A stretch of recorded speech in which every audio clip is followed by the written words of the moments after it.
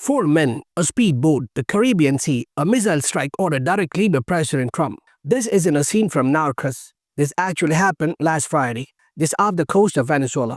And the craziest part, the Trump administration is calling this an armed conflict with Latin American drug cartels, meaning suspected smugglers, not soldiers, are being killed by the US military in international waters without trial. Yeah, you heard me right. Tonight we're diving into how the US military just killed 4 men off the coast of Venezuela, why the Trump administration says it's legal, why experts say it's not, and why this could be the start of a new kind of war in the Americas. Last week, Defense Secretary Pete Hegseth, yes, the Fox News guy who's now in charge of the Pentagon, posted a video on social media.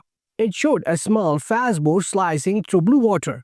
Then boom, it explodes. He wrote, "These strikes will continue until the attacks on the American people are over," with 4 exclamation marks, because apparently that's how we declare new wars now.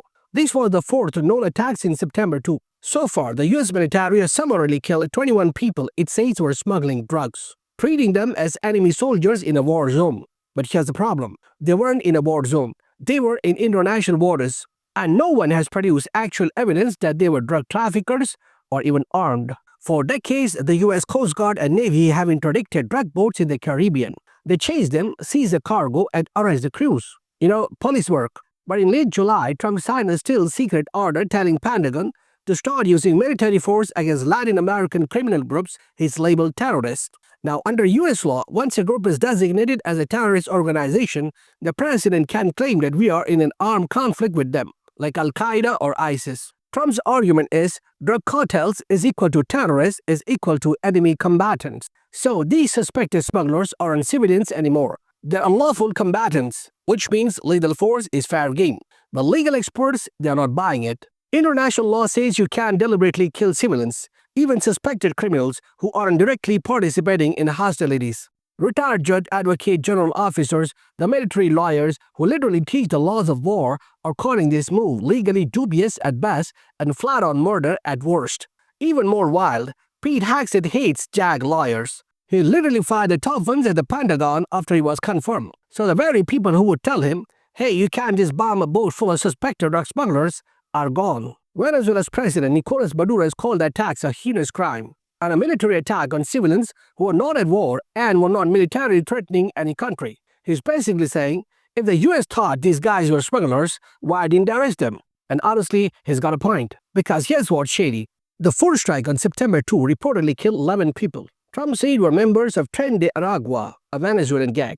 But it's not clear why so many people were on board. Some might have been migrants. People who saw the full video say the boat had already turned around, like it was trying to flee when it was hit.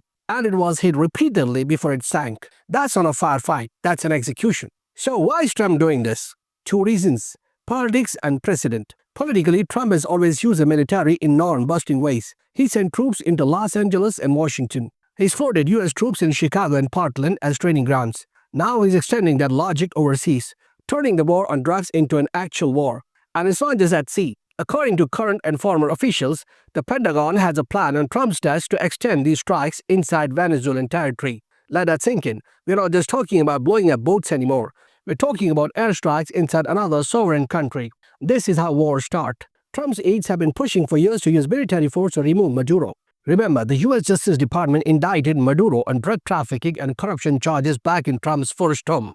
And the Trump administration has doubled the reward for his capture. So these boat strikes aren't just about drugs. They're about regime change. And the more terrorist labels you slap on Latin American gangs, the easier it becomes to justify airstrikes, raids, even special ops inside Venezuela, all without Congress declaring war. Look at the pattern. September 2, 11 people killed. September 15, 3 people killed. September 19, 3 people killed. October 3, 4 people killed. No names, no due process, no accountability. This is basically the war on terror playbook, but moved to the Caribbean. And if history has taught us anything, once the US starts a forever war, it doesn't end.